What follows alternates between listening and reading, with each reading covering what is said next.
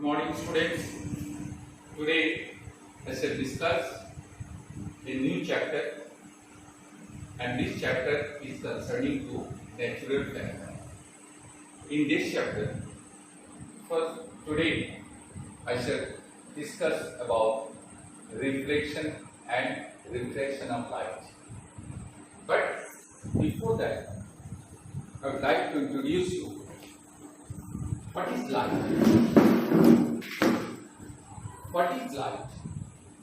And also certain theories which were discovered by the eminent scientists, which is known as the theory of light. Which are the theories? First, I would like to introduce you regarding light. What is light?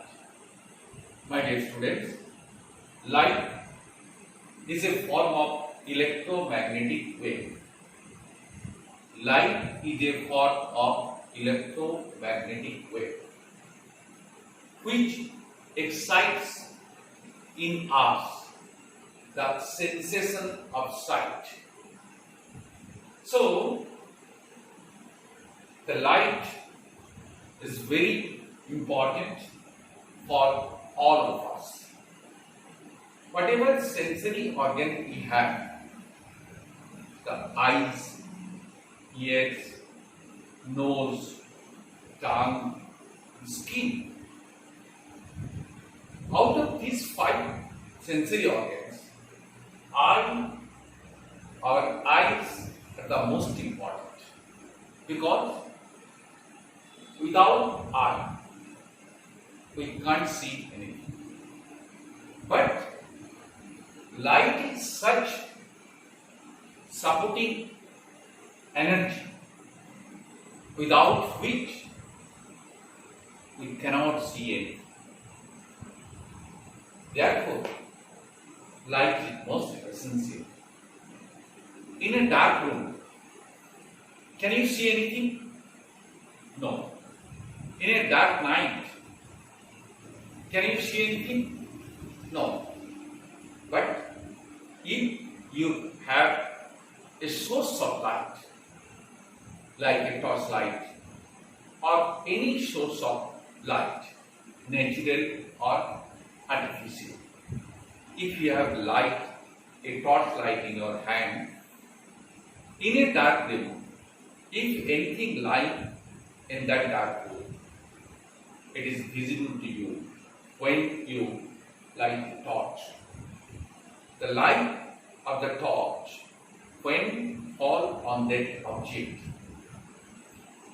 the light is reflected and image is formed in our eyes, and we are able to see that object.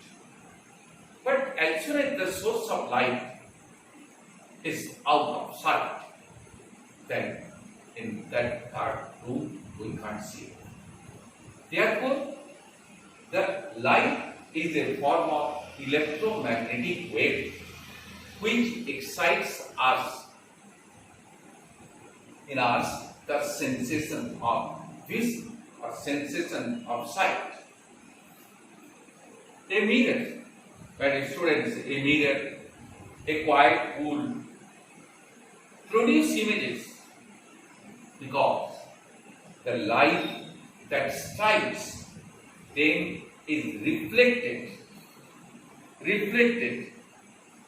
rather than absorbed. When you see your image in a mirror, what happened? The light from our face or body that strikes or enters our eyes and evokes the sensation of vision. So, a mirror or a quiet pool produce images because the light that strikes them is reflected. Without reflection, image cannot be formed.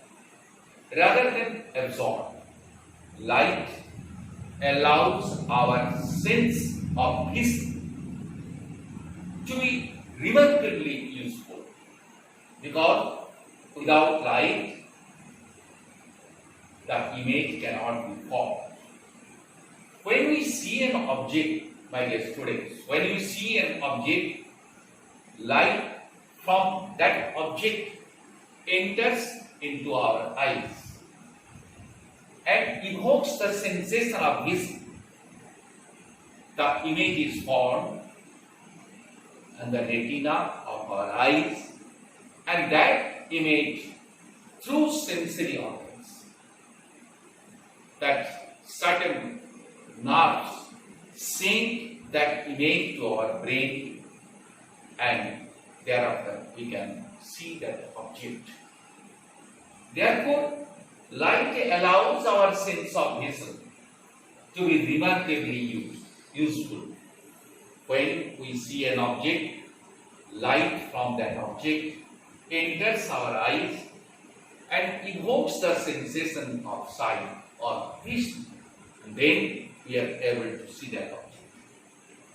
Thus we can say that light is a form of energy which excites in us the sensation of sight. Again I repeat, we can say that light is a form of energy which excites in us the sensation of sight. My dear students, in this art we can see various objects, and some of them, the light, they themselves emit light. Some objects themselves produce light, and that we can see. Like the sun. Sun emits its own light. Some artificial light, an electric bulb, we can see them. So these are the objects known as luminous object. So the objects that produce light themselves, that we see, such objects are known as luminous object. Example, the sun, a lighted flame, the light of a bulb, and so on. These are luminous objects. But some objects, though reflect into our eye, light that originates elsewhere, but they are not producing the light themselves, and such objects are called the non-luminous objects. My dear students, you know, on a full moon night, we see a moon, but is it the light of that moon? No.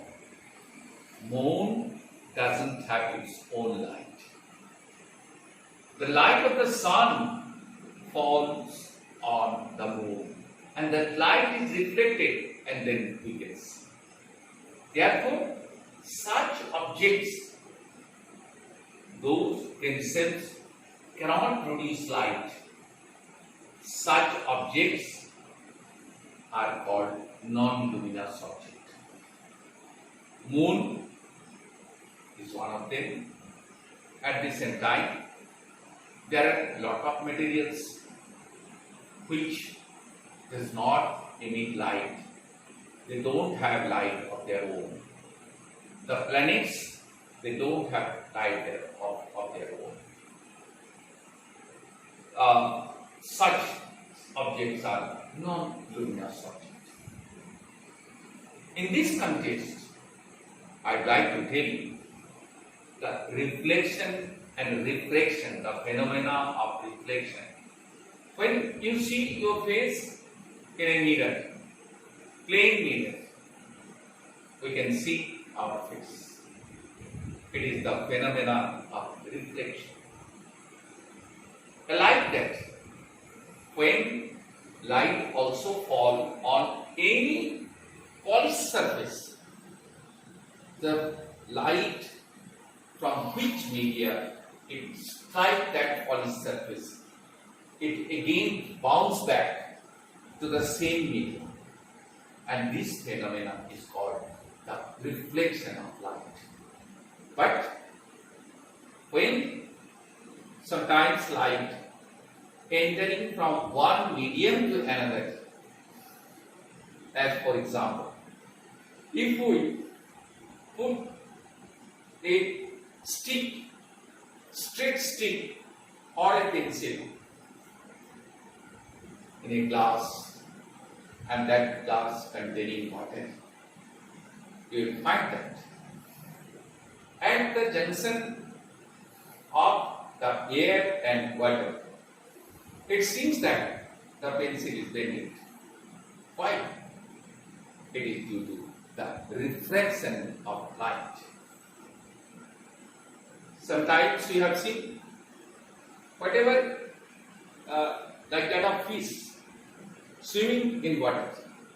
But at what depth the fish is swimming, it is not in real truth. It is apparent truth.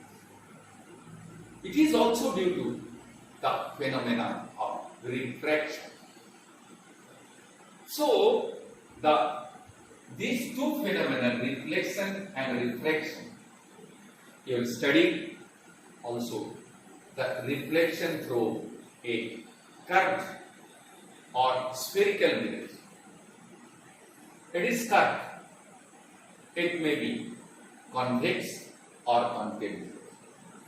So, various phenomena and the formation of image you will also study. What is spherical mirror? The mirror which is a portion or a cut from a sphere and whose polished surface is curved or depressed. That is a concave mirror. But from a sphere, if its polished surface is bulged out, this is the polished surface. Such a mirror is called the convex mirror. So, the phenomena of formation of images we will study later on in detail. But regarding the nature of light, I would like to tell you. So, it is also in the introduction of the light. Before the beginning of 19th century, regarding light, one of our eminent and the architect of this theory, the theory of stream of particles, the theory corpuscles theory, it was discovered by Isaac Newton. He was one of the greatest scientists of the world. So, before the beginning of the 19th century, it was considered to be the stream of particles. And those particles, so the stream of particles that were emitted by light, sourced and stimulated the sense of sight upon entering our eyes. And that theory is known as corpuscular theory. Treats light as particle, and those particles he named corpuscles. Corpuscles, and so since those particles are named by Newton as corpuscles, it is also called the corpuscular theory.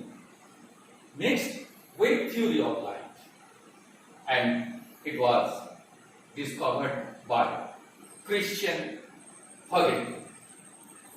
This wave theory states that, and Huygens put forward the treats light as wave. Huygens put forward and treats light as wave. So on that basis, Maxwell in the year 1873 prove that light has wave nature and it is electromagnetic transverse wave.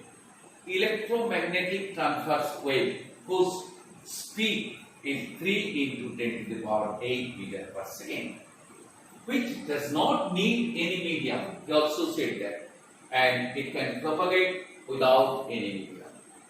Later on, one of the scientists, Hertz, he invented or discovered photoelectric effect, and photoelectric effect showed that in which electrons are ejected out of the metal's surface when a light of suitable frequency fall on the metal, light is emitted.